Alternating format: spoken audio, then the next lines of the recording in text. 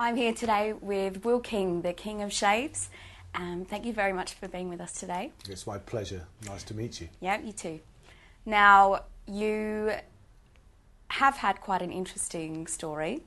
Share a little bit about your journey with us. Yeah, I'm Will King. I founded King of Shaves 17 years ago, and we're in a particularly exciting spot right now. We've just launched our latest razor, signed a big US distribution deal with a very big company, and I'm in the process of internationalising the brand. But 17 years ago, I'd just been made redundant, didn't have any money, decided to create my own company, make a product, created a shaving oil, and got it sold in Harrods, and then over the last 17 years into about 30,000 stores worldwide. So it's been quite a journey so far, and a long way to go as yet.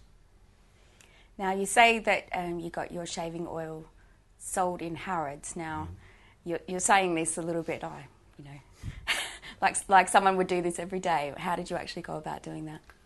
I actually got my shaving oil sold in Harrods really by being a little bit persistent and I guess a little bit cheeky.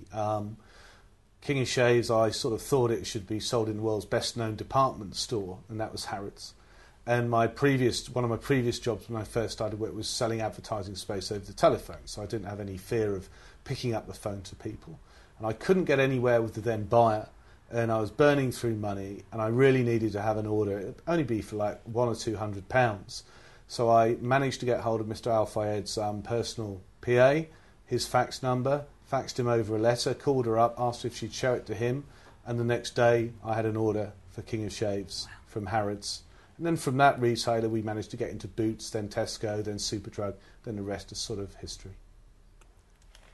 What's been your biggest challenge to date, and on the other hand, your greatest victory? I think my biggest challenge so far was probably in the early days in just getting the momentum behind the company. When you're small and it's you and all you've got is a couple of dogs for company and you've got an office in a bedroom, the business is very light. It doesn't have any weight to it. And when something's light, you have to give it a strong velocity. So you have to do everything all the time, 24/7. And rocking this boulder out of its hollow so it started to go somewhere, give it a momentum, rocking it backwards and forwards year after year, that was pretty tough. And for any small business starting off, it needs to have a momentum, a velocity to actually get a weight behind it. So the first 5 years, what I call the valley of death, and where you're losing money because you're investing in growing the business, were tough. But when you've got the momentum, it then accelerates very rapidly. And we went from sales of £300 to £1 million in 5 years, and then since that up to a pretty good number. You say you were made redundant, and this is one of the things that sparked your whole, getting you to where you are now. What's your advice for people who have been made redundant during the recent economic climate? Yeah, I founded King of Shaves after being made redundant, and it was a very tough time. I remember it well still now. I remember putting the keys through the letterbox of the offices. I remember going over to the pub and having a pint of Guinness and consoling myself, and it was very low. And I think you've got to remember, when you've hit a low, it can only get better. But then you've got to do everything to make it get better. And you've got to take, whatever help and support people afford you. My dad was very good. He wrote me a very nice letter. And I then kept myself busy, to the best that I possibly could. And when you keep yourself busy and you realise you've been very low, if you sort of get your head around it, you'll think, well, impossible's nothing. I'm just going to do something. And then you can get on and just do it, whatever it is. And I went into product and I solved a problem. But whatever the business is you do, whether it's a product or service, it has to be a great product in today's world of the instant internet, because there's now no hiding place for an average business. It's very easily detected, like a business TripAdvisor. You can sort of tell a bad hotel straight away by looking at what people have said about it. But I'm just getting on, just doing it.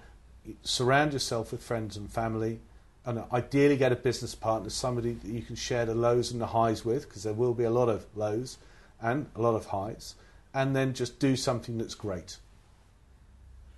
What made you go into the shaving industry? When there's obviously quite a few big brands, what made you decide to want to be one of them?